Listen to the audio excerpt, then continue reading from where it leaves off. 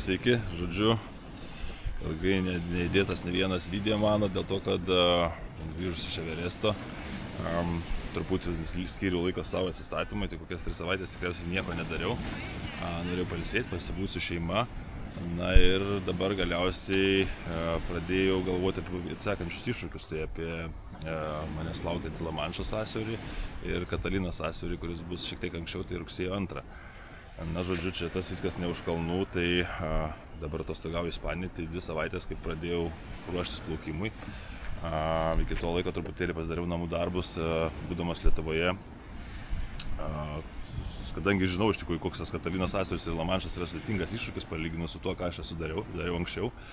Ir to laiko tikrai nemažas, liko 2 mėnesiai, nes pirmas plaukimas per Katalinos sąsiaurį rugsėjo 2. O iki tol man neteko daryti tokių didelių atstumų ir plaukti tokiuose sąsiauriuose. Tai mano tie juokingi pasiekimai, kur, skamba juokingai ar ne, galbūt, kad perplaukiau tą Gibraltaro sąsiaurį, kuris ten buvo 16 km, Bonifacijaus sąsiaurį, esu padaręs Oceanmaną ir sakykime, Bosforo sąsiaurį perplaukęs, tai atstumai iš principo tokie, kur iki 20 km ir tą visą dariau, sakykime, iš savęs. Tiesiog be didelės technikos plaukiau, tiesiog turiu jėgų, kažkiek tos ištvermės ir kažkaip man tai pavyko.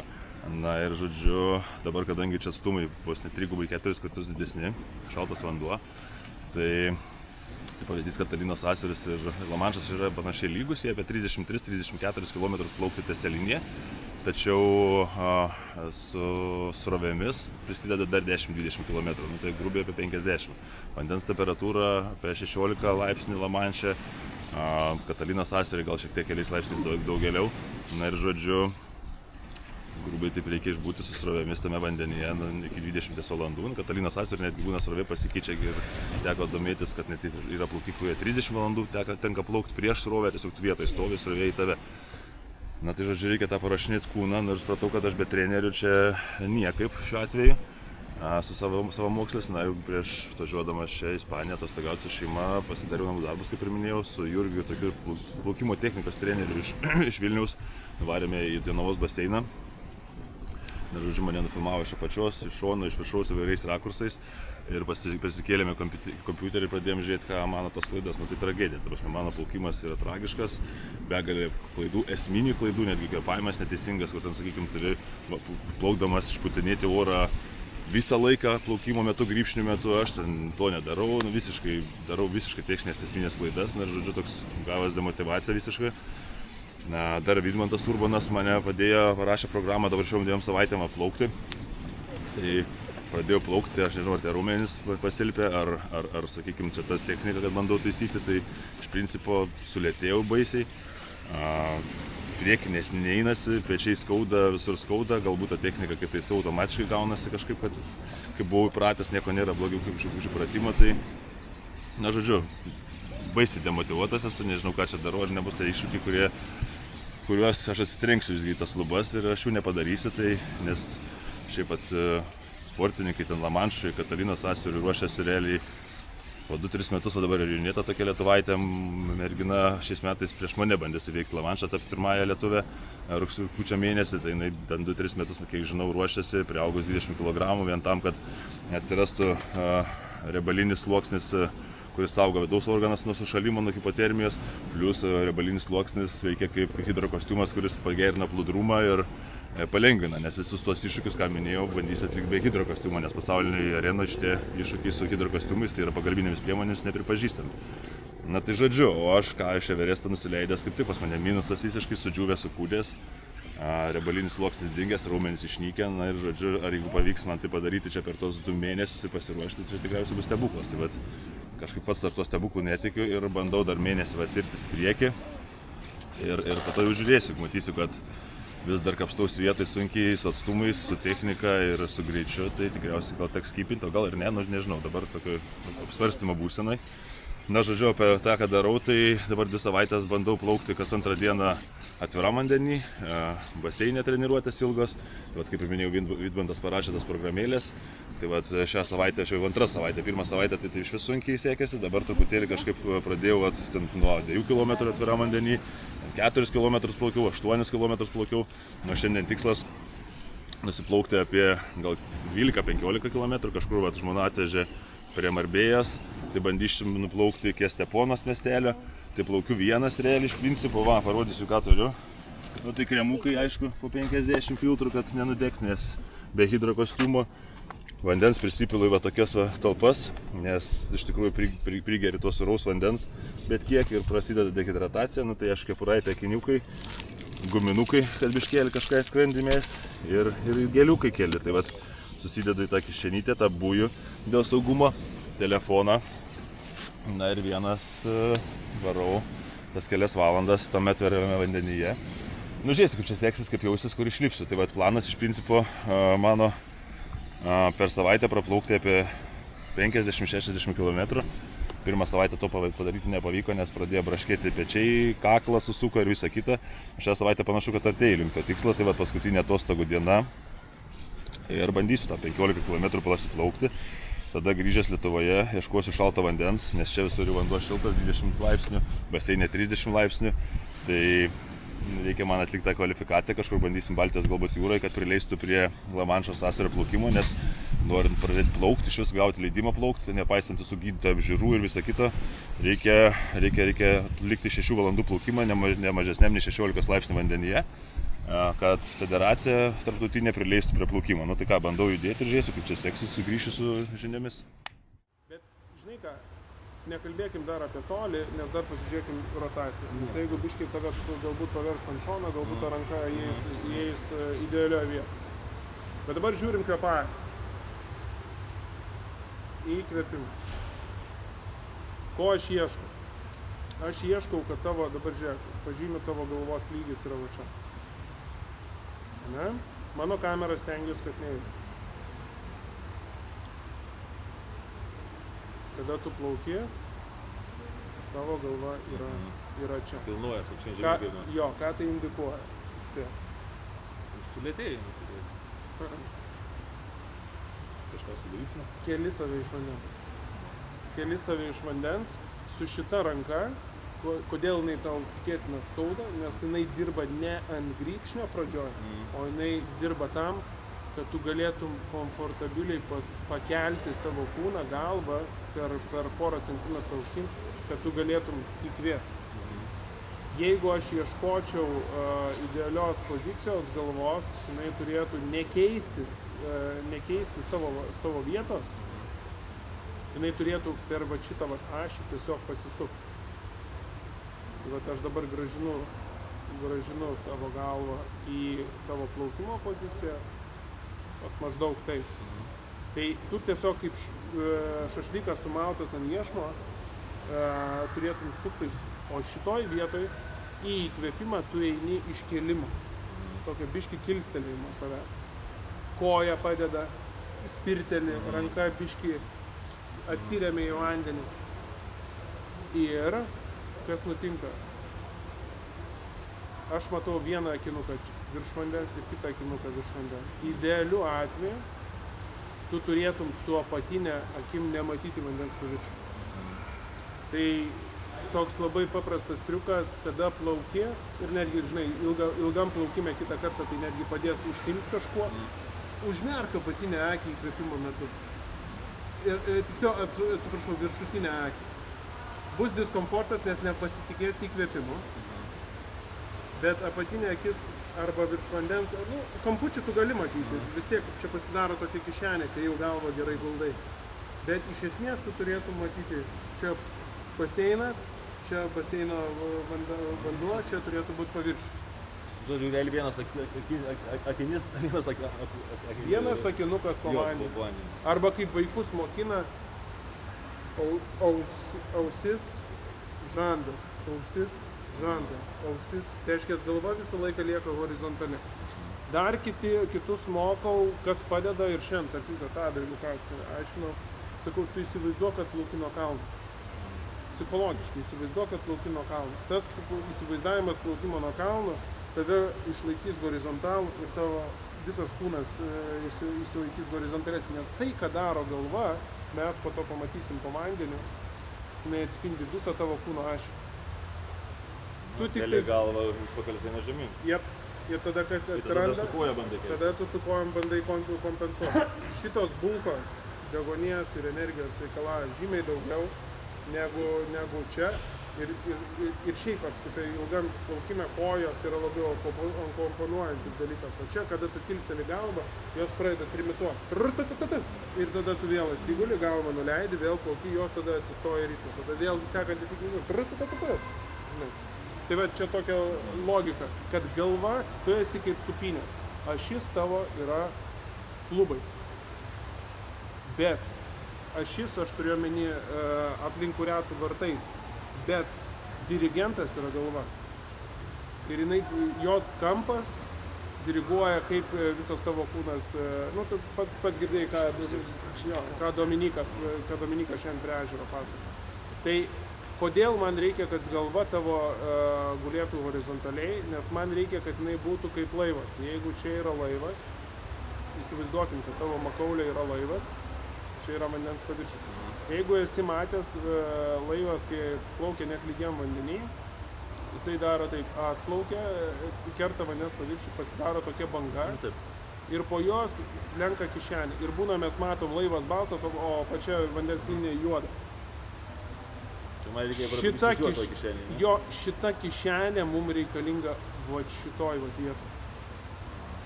Yra toks triukas, kad galvos kelimas yra meškos paslauga savo, nes kada tu keli šitą tašką, šitas taškas eina žemyn. Ir tu iki be galo gali tą galvą kelt, kol tu galiausiai nepradedi kaip waterpolininkas plaukti. Kuo tu žemiau nuleisi pakaušį, šitą tašką link vandens linijos, tuo labiau atsiras šitas efektas ties tavo burna ir tuo mažiau tu norėsi kelt galvą. Kuo mažiau norėsi kelt galvą, tuo mažesnė tikimybė kompensuojančių dalykų iš kojų ir horizontalesnė padėtis. Horizontalesnė padėtis reiškia, turėsi mažesnį pasipriešinimą vandenį ir tada mažiau jėgų reikės tą patį atstumą. Aišku šitą vietą. Ką daryti tam, kad tau būtų lengva plaukti? Nu, tik kvėpavimas sukeitas, šitą reikia taisyti būtinai. Tai va, tai dabar ir pakalbam apie kvėpavimą. Išputinėti reikia. Taip, nes dabar tu įkvėpiai. Atrodo, kaip ir žinau, bet ne visada tą padarau tikrai. Nu ir žiūri, vienas grybšnis, burbulų nematau. Antras grybšnis, burbulų nematau. Tik žiūrėk į burną. Trečias grybšnis. Išputimas. Reiškia, tu padarai 3/4 visų grybšnio ciklą neiškvėpdamas. O šitas sportas, arba tai, ką tu ruošiesi daryti, turi būti visiškai aerobika. Tu turi galėti ilgą distanciją laikyti. Dirbti žemoj sūkių zoną. Kada tu užlaikai kvėpavimą, plaučiasi laikai CO2. Kitaip pasakysiu, bėgi, kvėpuoji non-stopų, vėliką mini, kvėpuoji non-stopų, kašį žaidži, kvėpuoji non-stopų. Viską, ką darai lengvai, tu kvėpuoji non-stopų. Plaukimas turi būti tas pats. Tai neturi būti štangos rojimas kas 3 grybšnius. Tai realiai visų grybšnių metu reikia išputinėti. Taip. Tik paveiksliukas tai aš turim veidas. Palietė lūpos vandenį, pradedi arba per lūpas, arba idealiu atveju per nosį. Per nosį tai ne, man kažkaip per nosį pertvarą, tai va, tai man reikia. Tai iškart puti. Kiek puti, tam, kad būtų komfortabilu padaryti 3 grybšnius ir atsisukus į įkvėpimą, užsiimti tik įkvėpimu. Nes dabar... Aš dabar realiai arba iš vis būna užmirštu, galvą pakėlęs ir iškvėpiu ir įkvėpiu. Tai čia irgi nesąmonė. Tai jau žinau, kad ne visada sąmonė gauna. Arba jau pradedi suk galvą iš šono ir tada iškvėpiu. O ką tu prieš tai sakei sportavęs esi? Pagynus lengvus. Tai tu išputinėjai kada? Prieš smūgį. Tai pas mane yra mergina viena badė dirba. Labai panašiai. Ir va Natalija, kuri plaukia, jinai irgi bokso laikėsi, tokia yra... Tai visada įstatymas, tai visų iškvėpimų. Taip, tai va šitas plaukime turi pamiršti.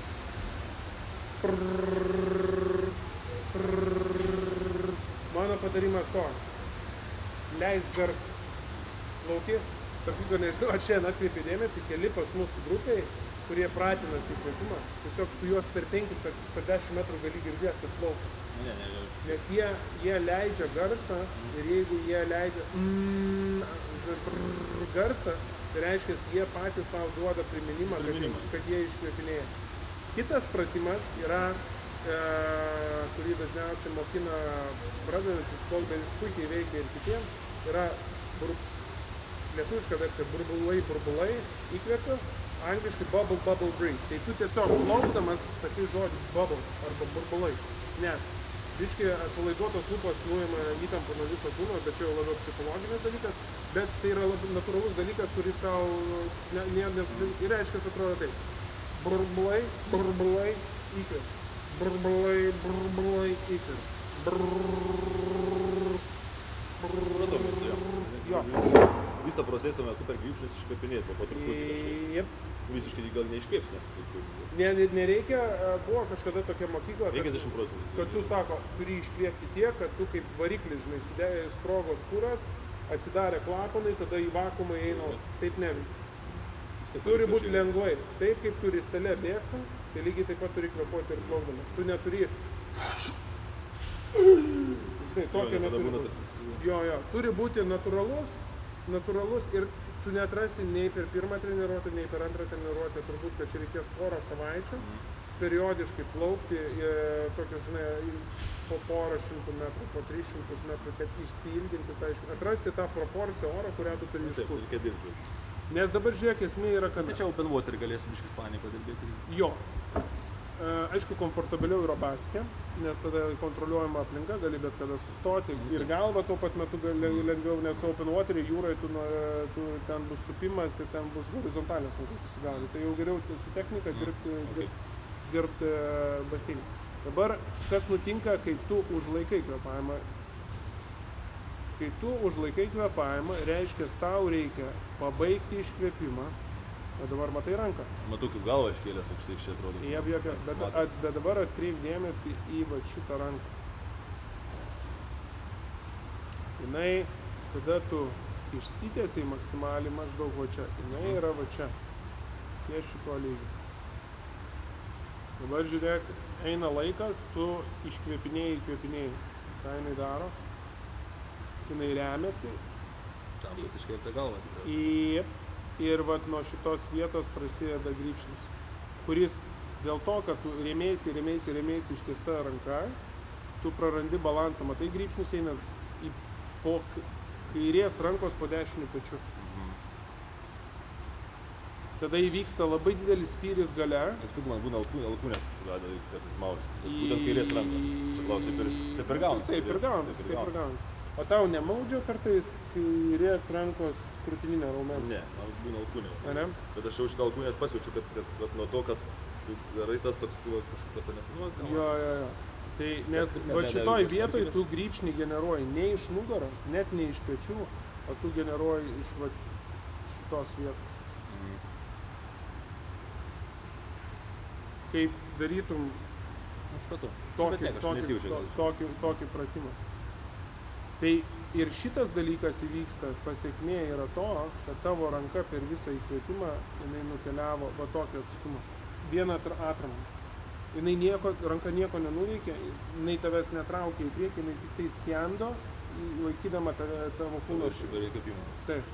Tai reiškia, jeigu tu susitvarkysi įkvėpimą, tau atsiras didesnis komfortas galvą guldyti, nes tau nereikės jos kelti, tada automatiškai šitas dalykas turėtų mažėti.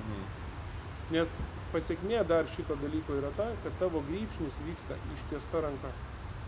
Ir intuicija, kad geriau generuoti grybšnį iš sulenktos yra, bet jinai yra jau pavėluota. Teoriškai šitoj vietoj tavo ranka turėtų būti, alkūnė turėtų vienoje linijoje būti su pečių linija. Ir turėtų, jeigu jau tave išvesti iš šitos pozicijos į kažką suprantamą, tai va delnas turėtų būti po pečių. Priešingų atveju tu apkrauni arba krūtinę, arba deltoidą, arba pečių juostą. Šiuo atveju tu apkrauni, grybšnis yra iš krūtinės. Žiūrim sekančią pusę. Įleidimas į vandenį irgi jo, čia crossoveris, teisingai. Bet aš dabar žiūriu, pamatai, čia jau ranka, kada nėra įkvėpimo kaip tokios kintamosios, čia ranka pradeda anksčiau lenktis, pavėluotai, anksčiau, ir matai intuiciją, ties kur yra delnas, ties pečių, ties lygiai. Tai čia gerai šitą. Čia, bet šitoj vietoj dirba nugara. Ir tu gali įjungti rotaciją iš klubo ir grybšnis, tebūnė grybšnis gal biškelį eina per plačiai, bet matai, atsimeni, kalbėjom, riešas sukasi. Tai gražiai pasisuka. Tik tai jisai tu turėtum tarsi vandenį traukti į tą vietą, kur ką tik buvo kirkšnis, pasisuko. Bet aš noriu dabar kitos pusės įkvėpimo pasižiūrėti, tą tavo skaudančią ranką. Nu, va čia dar šitą, kai neįkvėpi, irgi, o ne pusę velnio. Jo, kai neįkvėpi, tai dar galim pasižiūrėti. Labai ačiū, kad mane pristabdė šitoje vietoje.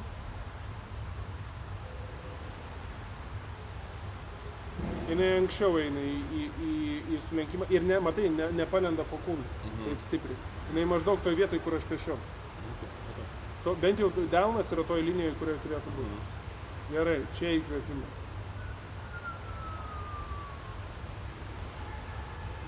Atsiduria dar žemiau negu ano. Visiškai ištiesta ranka. Tai reiškia... Tai realiai va tokiu dabar, kai mano galva, sakykim, nu, okei, jos patirtis pasitaisytų, ne? Sakykim, būtų gerai, tai dabar ranka turėtų būti ištiesta. Tai realiai, kai įkvėpinėjai, ranka turi būti ištiesta. Pas mane čia. Jinai pas tave va čia. Jinai 90 laipsnių kampu, bet iš šono pamatysi. Bet ką noriu pasakyti, va dėl šitos va, atkarpos, kaip tau pasakyti, jeigu tu nori pajudinti didelį svorį, ką tu darai, atsineši ilgą kartį ir padarai svertą. Tai šitoj vietoje yra milžiniškas svertas, ilgas, kuris duoda milžinišką apkrovą va šitą vietą, grybšnį. Vietoj to, kad tu atstumą sumažintum ir įjungtum nugaros platų į raumenį, kuris va čia va sukabina visą korą. Tu viską remiesi į šitą vietą ir pasitikė savo pečių juostos stiprumu. Tu stiprus žmogus, fiziškai tu gerai sudėtas esi. Bet iš esmės, jeigu tu įjungtum sparnus, kaip Nikolajus sako, o ne pečių juostą ir ne iš bickės tą darytum, tai būtų A. lengviau, B. traumos tikimybė mažesnė, kai padarysi 60 000 grybščių. Nes... Tai realiai, dabar čia ta ranka ištiesta per toli ištiesta, ne? Jinai įkvėpimo metu jinai tiesiog nukrenta. Nu, tai įkvėpimo metu yra šią kelių savo kūną visą. Taip. Tas gaunas petys. Taip. Bet šiaip turiu omeny, kai neįkvėpimo metu, tas gerai tas ilgas grybšnis, ar ne? Ar irgi trumpinti biškį? Ilgas grybšnis yra gerai, bet tu turi palikti alkūnę aukštai, ranka neturi nukristi. Mes prieisim, aš norėsiu tą parodyti tau, kai aš tave turėsiu šoną, nes iš priekio man sunku paaiškinti. Tai va. Ir ranka intuityviai jinai atsistoja į tą vietą, į kurią jinai turėtų, nes tavo kūnas supranta, ką jam reikia daryti, kad generuoti, bet jau yra per vėlai. Tu jau faktiškai, jeigu grybšnio ciklas yra pusmėnulis, tai tu tą pusę pusmėnulio išmeti tam, kad save kelti viršų į įkvėpimą. Mes vėl grįžtam prie kvėpavimo. Nu taip, tai čia dabar, kaip matau, gan priežastis, gal pasiekmes aiškiai. Taip. Dabar peršokim prie to šoninio vaizdo, kad tau paaiškintų pačią trajektoriją. Tuoj sekundę. Čia man geriau būtų matyti, geresnį kadrą paieškosiu. Čia manau, kad bus gerai.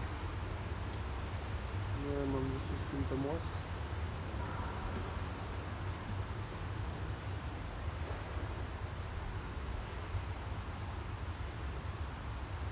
Va šitoj vietoj pas tave tik prasideda rankos lenkimas. Tik šitoj vietoj. Per alkūnę turiu omeny. Ir teoriškai yra tokia taisyklė plaukime, kad šita ranka turi kirsti vandens paviršių. Jeigu aš nupiešiu tą pusmėnulį, ne?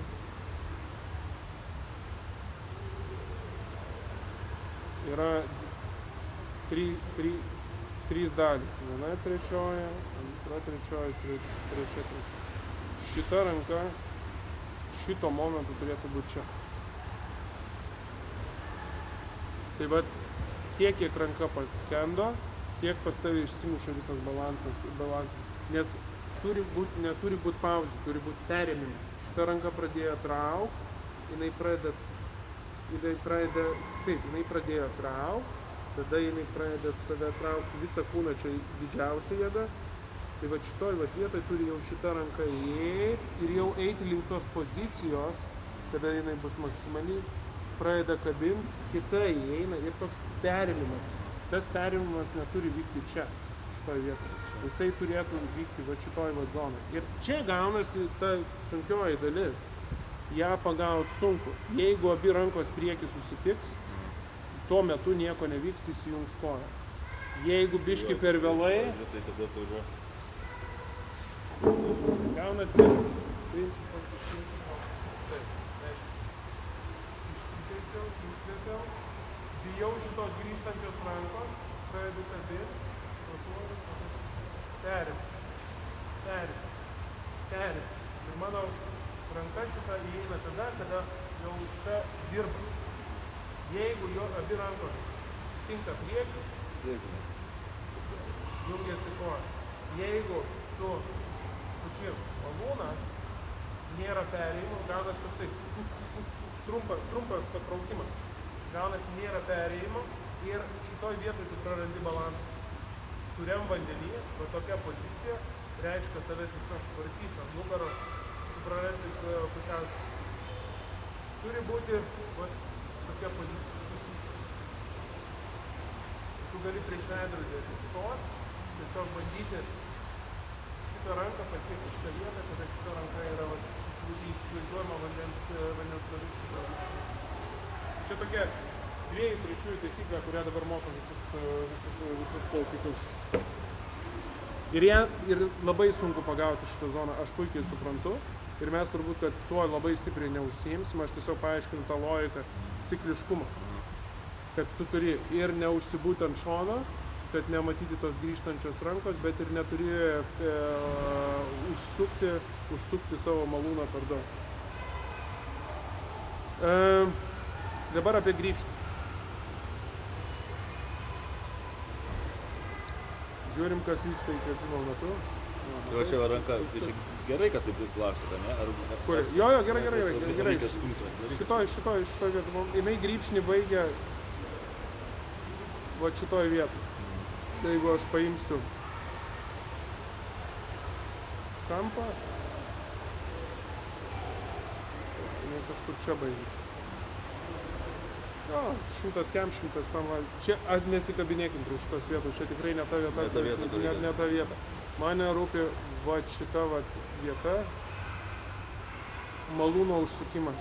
Dėl to, kad tu labai daug laiko praleidai iš šono. Matai koja, ką daro? Jinai kompensuoja. Škėlimą galvo. Jo. Ir jinai kompensuoja tavo tą praradimą greičio, nes čia tu šiuo atveju save. Jeigu tau būtų prie plaukikių pritvirtintas šniuriukas ir ant galo būtų dinamometras, kuris matuotų tavo traukimo jėgą, tampim. Tai pas tai būtų labai aiškus tampimas. Daug tempimo, mažai, daug tempimo.